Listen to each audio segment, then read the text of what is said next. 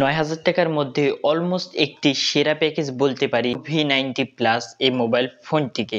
তো এই মোবাইল ফোনটি বাংলাদেশ বাজারে পাওয়া যাচ্ছে অফিসিয়াল ভাবে ৮,৯৯০ টাকায় ৪৬৪ ভ্যারিয়েন্ট। তো এখানে ৪৬৪ ভ্যারিয়েন্ট এই প্যাকেজটি আমরা ঠিকঠাক বলতে পারি। তো আমরা এর আগে ৮-৯,০০০ টাকা এই বাজেট সেগমেন্টের ভিতরে যে সকল মোবাইল ফোন দেখেছি সেখানে আমরা সচরাচর ২৩২ জিবি র্যাম রোম ভ্যারিয়েন্ট অথবা ৩৩২ ইত্যাদি টাইপের র্যাম রোম ভ্যারিয়েন্ট আমরা দেখতে পাই। তো এখানে যে তারা ৪৬৪ র্যাম রোম ভ্যারিয়েন্ট দিয়েছে এটা আমরা ভালো বলতে পারি। এছাড়া বন্ধুরা এই যখনই আমরা ৮ থেকে ৯,০০০ টাকা বাজেটের মধ্যে কোনো একটি মোবাইল ফোন নিতে যাই তখন আমাদেরকে কোনো না কোনো একটি দিক দিয়ে কম্প্রোমাইজ করতে হয়। আমরা দেখতে পাই যে ডিজাইন খারাপ অথবা মোবাইল ফোনটিতে আঙ্গুলের ছাপ প্রচুর পরিমাণ বসে অথবা ব্যাটারি খারাপ অথবা ডিসপ্লে খারাপ অথবা পারফরম্যান্স খারাপ হয়ে থাকে। তো সেই দিক দিয়ে আমরা এই মোবাইল ফোনটিকে একটি অলমোস্ট পারফেক্ট ডিল বলতে পারি। তো আসলে এই মোবাইল ফোনটি কেমন এবং এই মোবাইল ফোনটি কাদেরকে কেনা উচিত ভিডিওটি শেষ পর্যন্ত দেখলে আপনারা অবশ্যই জেনে যাবেন। তো বন্ধুরা প্রথমে যদি আমরা এই ফোনটির ডিজাইন নিয়ে আলাপ করতে যাই তাহলে এক কথায় বলতে গেলে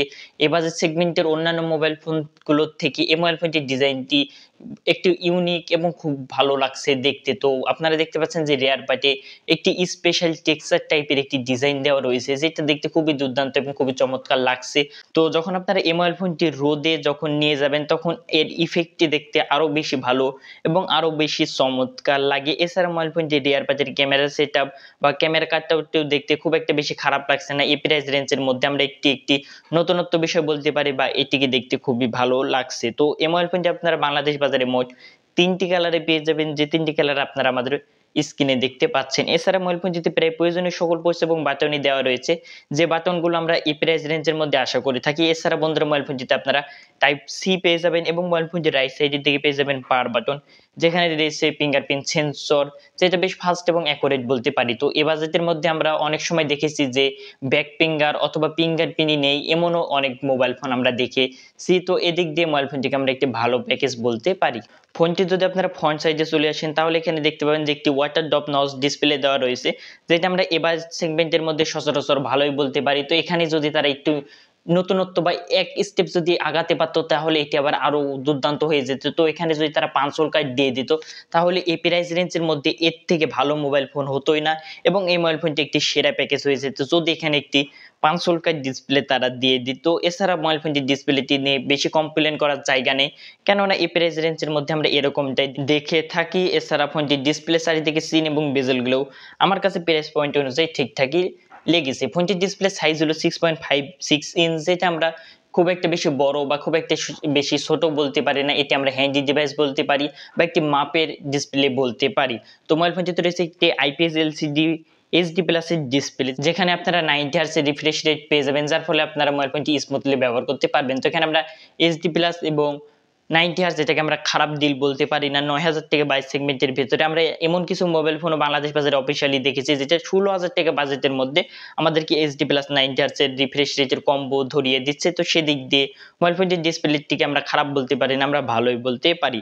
এছাড়া মোবাইল ফোনটির ডিসপ্লে ব্রাইটনেসটিও ঠিকঠাক রয়েছে। ইনডোর কন্ডিশনে আপনাদের কোনো ধরনের সমস্যা হবে না ব্যবহার করার সময়, কিন্তু আউটডোরে গেলে একটু স্ট্রাগল হতে পারে বা একটু ঝাপসা ঝাপসা মনে হতে পারে, যেটা আবার এই প্রাইস রেঞ্জের মধ্যে আমরা ঠিকঠাক বলতে পারি বা এটা আমরা যথেষ্ট ব্রাইট বলতে পারি এই প্রাইস রেঞ্জ হিসাবে যদি আমরা বিবেচনা করতে যাই তাহলে।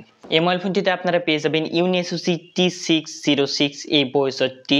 তো মোবাইল ফোনটির আন্তঃ স্কোর এই জায়গাতে চলে আসে 2,20,000 প্লাস, যেটা আমরা ভালো বলতে পারি এই প্রাইস রেঞ্জে অনুযায়ী। এছাড়া ফোনটিতে আপনারা পেয়ে যাবেন অ্যান্ড্রয়েড 13 ভার্সন। তো এখানে তারা ফুল অ্যান্ড্রয়েড ভার্সনটি ব্যবহার করেছে, যেটা ভালো বলতে পারি। তো আমরা এই বাজেটের মধ্যে সচরাচর দেখে থাকি যে তারা লাইট ভার্সন দিয়ে থাকে। এছাড়া ফোনটির ইউআই পার্টে পেয়ে যাবেন তাদের নিজস্ব ইউআই, যেটা বেশ ক্লিন এবং বেশ ভালো আমার কাছে মনে হয়েছে। তো আপনারা এর ইউআই অনেক কাস্টমাইজ করতে পারবেন, যেটা ভালো বলতে পারি। এবং ফোনটিতে আমরা খুব একটা বেশি ব্লুটার লক্ষ্য করতে পারি না, যেটা এই প্রাইস রেঞ্জের মধ্যে আমরা ভালোই বলতে পারি। এছাড়া ফোনটিতে আপনারা ডাইনামিক আইল্যান্ডের মতো একটি ফিচার্স পেয়ে যাবেন, যেটাও আমরা ভালো বলতে পারি। ফোনটির গেমিং পারফরমেন্স নিয়ে বলতে গেলে আসলে এবার সেগমেন্টের ভিতরে যারা মোবাইল ফোন কিনে থাকে তারা আসলে গেমিং এর জন্য ফোন কিনে থাকে না। তো এই মোবাইল ফোনটি বা ৯,০০০ টাকার মধ্যে যারা ফোন কিনে থাকে তাদের যেরকম চাহিদা থাকে এই মোবাইল ফোনটি সেরকম চাহিদা আরামসে পূরণ করতে পারবে। মোবাইল ফোনটিতে আপনার ডেইলি লাইফে সকল কাজবাজগুলো আরামসে হ্যান্ডেল করে নিতে পারবে, কোনো ধরনের সমস্যা হবে না।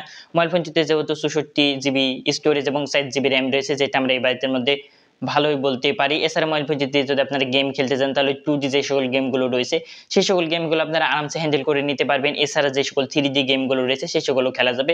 ইচ্ছা করলে আপনারা টুকটাক শখের বসে আপনারা ফ্রি ফায়ার খেলতে পারবেন লো গ্রাফিক্সে, এতে কোনো ধরনের সমস্যা হবে না। এর থেকে হাই লেভেলের গ্রাফিক্সের গেমগুলো আপনারা এই মোবাইল ফোনটিতে প্লে করতে পারবেন না, যেটা আমরা সকলেই জানি। ফোনটি যদি সর্বশেষে আমরা ক্যামেরা পাতে চলে আসি তাহলে বন্ধুরা এখানে আপনারা দেখতে পাবেন যে রেয়ার পাতে রয়েছে ডুয়েল ক্যামেরা কাটআউট, যেখানে রয়েছে একটি 13 মেগাপিক্সেল মেইন ক্যামেরা, তার সাথে পেয়ে যাবেন একটি 2 মেগাপিক্সেলের ডেপথ ক্যামেরা এবং ফোনটির সেলফিতে রয়েছে 8 মেগাপিক্সেলের একটি সেলফি ক্যামেরা। তো ফোনটি থেকে তোলা ছবিগুলোর কোয়ালিটি নিয়ে বলতে গেলে এগুলো আমার কাছে প্রাইস পয়েন্ট অনুযায়ী এভারেজ কাতারে লেগেছে। এছাড়া ফোনটিতে আপনারা 1080p এবং 30fps এ ভিডিও শুটিং করতে পারবেন, যেখানে স্টেবিলাইজেশন আপনারা পাবেন না, যেটা আপনারা নিজের কাজের জন্য ব্যবহার করতে পারবেন, যেটা আমরা প্রাইস পয়েন্ট অনুযায়ী ঠিকঠাকই বলতে পারি। এছাড়া ব্যাটারি নিয়ে বলতে গেলে এখানে আপনারা পেয়ে যাবেন 5000 mAh এর ব্যাটারি, 18 ওয়াটের চার্জিং সাপোর্ট, যেটা আমরা ভালো বলতে পারি যে এখানে তারা 18 ওয়াটের চার্জিং সাপোর্ট দিয়েছে। এটাকে আমরা আরো ভালো বলতে পারতাম যদি তারা আমাদেরকে এই মোবাইল ফোনটির বক্সের ভিতরে 18 ওয়াটের চার্জারটি দিয়ে দিত। তো আপনারা মোবাইল ফোনটির বক্সের ভিতরে পেয়ে যাবেন 10 ওয়াটের একটি চার্জার। তো আপনারা যদি এই মোবাইল ফোনটিকে 18 ওয়াট চার্জার দিয়ে চার্জ করতে চান তাহলে ফোনটি কেনার পরে আপনাদেরকে একটি এক্সট্রা টাকা যোগ করে নিতে হবে একটি চার্জার কেনার জন্য। ফোনটিতে আপনারা কানেক্টিভিটির জন্য পেয়ে যাবেন ওয়াইফাই, ব্লুটুথ রয়েছে সাপোর্ট, কিন্তু ব্লুটুথ কোন ভার্সনটি এখানে ব্যবহার করা হয়েছে এটা আসলে জানা যায়নি। এছাড়া ফোনটিতে এফএম রেডিও পেয়ে যাবেন এবং এটি হলো একটি 4G মোবাইল ফোন।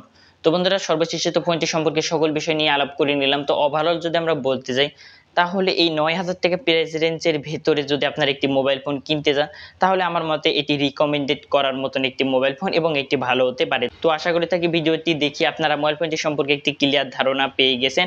তো আপনাদের কাছে মোবাইল ফোনটি কেমন লেগেছে অবশ্যই কমেন্ট করে জানাবেন এবং বন্ধুরা এরকম ভিডিও প্রতিনিয়ত দেখতে আমাদের চ্যানেল সাবস্ক্রাইব করে আমাদের পাশেই থাকবেন। আর বন্ধুরা এই মোবাইল ফোনটির সাথে কি আপনারা কোন মোবাইল ফোনের কম্পারিজন ভিডিও দেখতে চান কিনা অবশ্যই কমেন্ট করে জানাবেন। আসলে কোন মোবাইল ফোনের সাথে এই মোবাইল ফোনটির কম্পারিজনটি দেখতে চান এটি বিষয়টি কমেন্ট করে জানাতে পারেন। তো দেখা হচ্ছে পরবর্তী কোনো ভিডিওতে।